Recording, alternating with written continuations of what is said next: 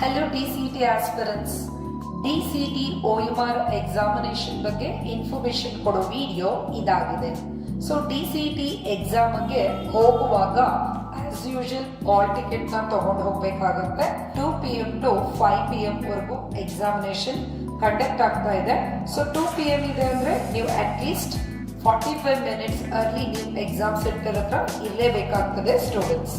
So ನಿಮ್ಮ hall ticket ಜೊತೆಗೆ any ID proof, Aadhaar card, voter ID ಅಥವಾ ಲೈಸೆನ್ಸ್, ಎನಿ ಒನ್ ID ಪ್ರೂಫ್ನ ನೀವು original ID ಪ್ರೂಫ್ನ ತಗೊಂಡು ಹೋಗ್ಬೇಕಾಗತ್ತೆ.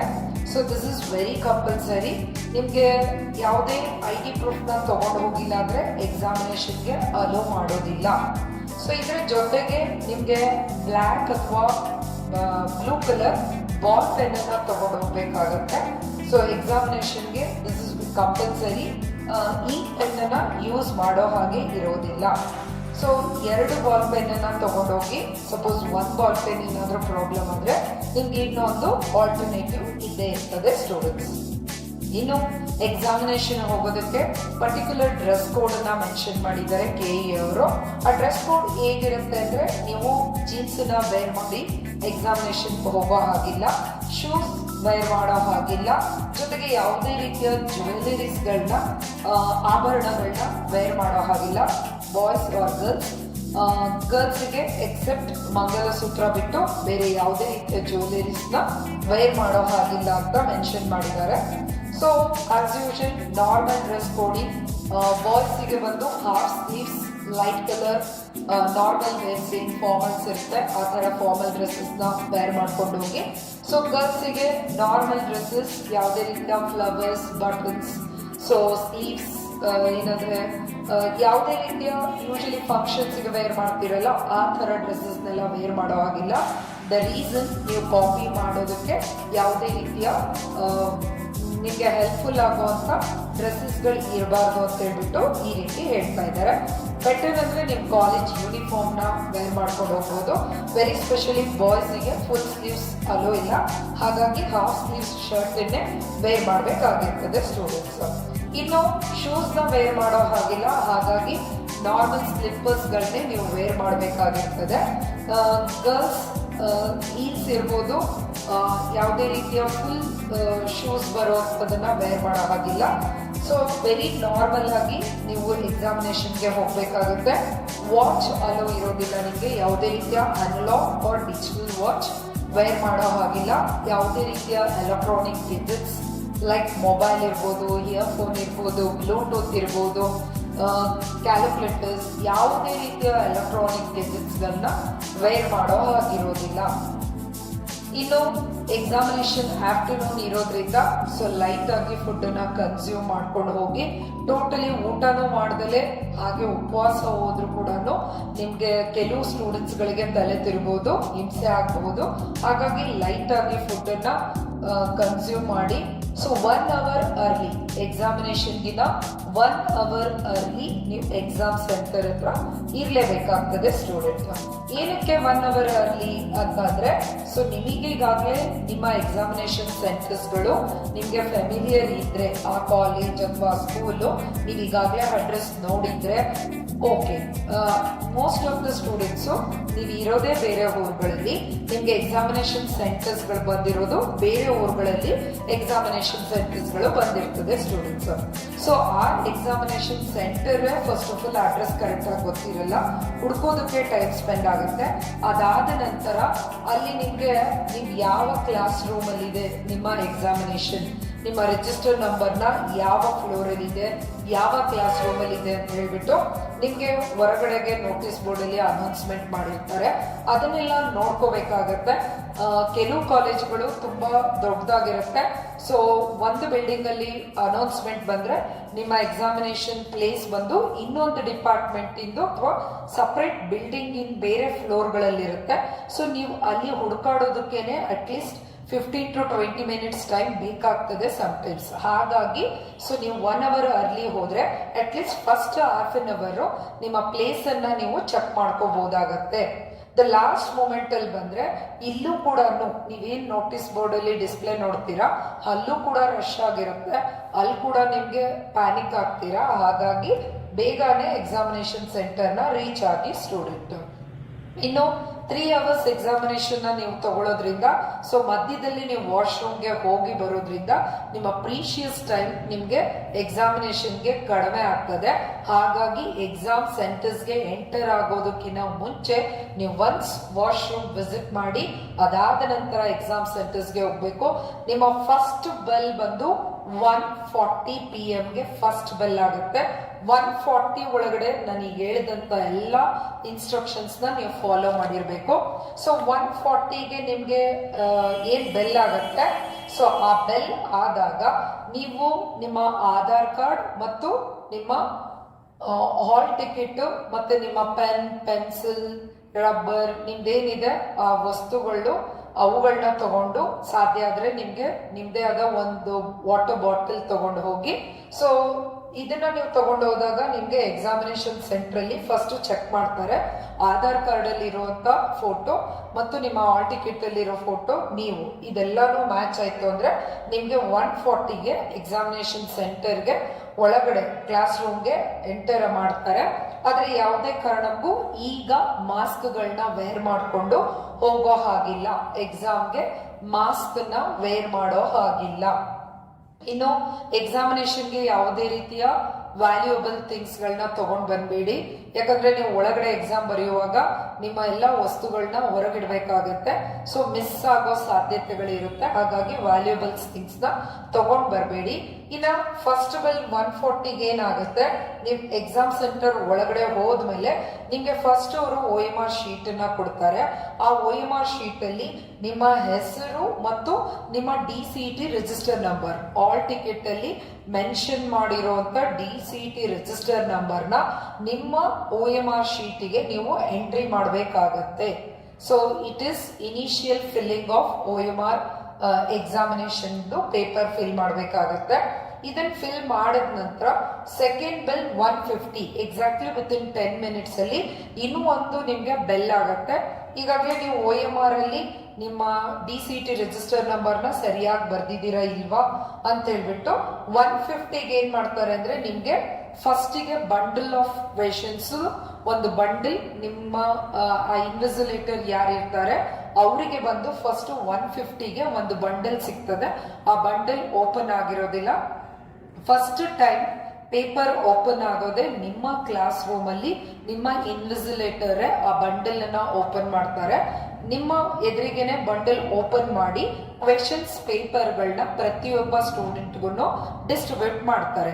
ಸೊ ಕ್ವೆಶನ್ ಪೇಪರ್ ಬಂದಾಗ ಅದು ಕ್ವೆಶನ್ ಪೇಪರ್ ಬಂದು ಸೀಲ್ ಆಗಿರ್ತದೆ, ಈ ರೀತಿ ಸೀಲ್ ಆಗಿರುತ್ತೆ. ಆ ಸೀಲ್ ಅನ್ನ ಓಪನ್ ಮಾಡೋ ಹಾಗಿರಲ್ಲ ಅಂಟಿಲ್ ದ ಥರ್ಡ್ ಬೆಲ್.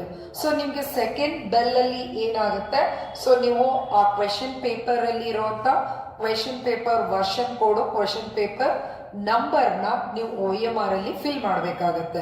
ಈಗ ನಿಮ್ಮ ಹೆಸರು, register number, question paper number ಮತ್ತು ವರ್ಷನ್ ಕೋಡ್ ಇದಿಷ್ಟನ್ನ ನೀವು OMR ಫಿಲ್ ಮಾಡ್ತೀರಾ. ನಿಮ್ಮ ಇನ್ವಿಜಿಲೇಟರ್ ಅದನ್ನ ಚೆಕ್ ಮಾಡಿಬಿಟ್ಟು ನೀವು ಸರಿಯಾಗಿ ಫಿಲ್ ಮಾಡಿದ್ದೀರಾ ಇಲ್ವಾ ಅಂತ ಅವ್ರು ಕೂಡ ಚೆಕ್ ಮಾಡ್ತಾರೆ, ನೀವು ಕೂಡ ಚೆಕ್ ಮಾಡ್ಕೊಳ್ಳಿ. ಇದಾದ್ಮೇಲೆ ನಿಮ್ಮ ಇನ್ವಿಜಿಲೇಟರ್ ನಿಮ್ಗೆ ಸಿಗ್ನೇಚರ್ ಹಾಕ್ತಾರೆ ಸ್ಟೂಡೆಂಟ್. ಸೊ 1:50ಗೆ ನಿಮ್ಗೆ ಕ್ವೆಶನ್ ಪೇಪರ್ ಸಿಗ್ತದೆ, ಆದ್ರೆ ನೀವು ಓಪನ್ ಮಾಡೋ ಹಾಗಿರೋದಿಲ್ಲ. ಎಕ್ಸಾಕ್ಟ್ಲಿ ಥರ್ಡ್ ಬೆಲ್ಲು 2 PM ಆಗತ್ತೆ. ಇಲ್ಲಿಂದ ನಿಮ್ಮ examination time starts. So examination 2 PM start ಆಗೋಕಿನ ಮುಂಚೆ ನಿಮ್ ಕೈಲಿ OMR ಎಕ್ಸಾಮ್ ಇರಬೇಕು. OMR ಅಲ್ಲಿ ನಿಮ್ಮ ಸ್ಟೂಡೆಂಟ್ ಡೀಟೇಲ್ಸ್ ಫಿಲ್ ಆಗಿರ್ಬೇಕು, ನಿಮ್ಮ ಕೈಲಿ ಕ್ವೆಶನ್ ಪೇಪರ್ ಇರಬೇಕು. ಎಕ್ಸಾಕ್ಟ್ಲಿ 2 PM ನೀವು ಸೀಲನ್ನ ಓಪನ್ ಮಾಡಬೇಕಾಗತ್ತೆ. ಸೀಲನ್ನ ಓಪನ್ ಮಾಡಿ ನೀವು ಎಕ್ಸಾಮಿನೇಷನ್ ನ ಸ್ಟಾರ್ಟ್ ಮಾಡ್ತೀರಾ.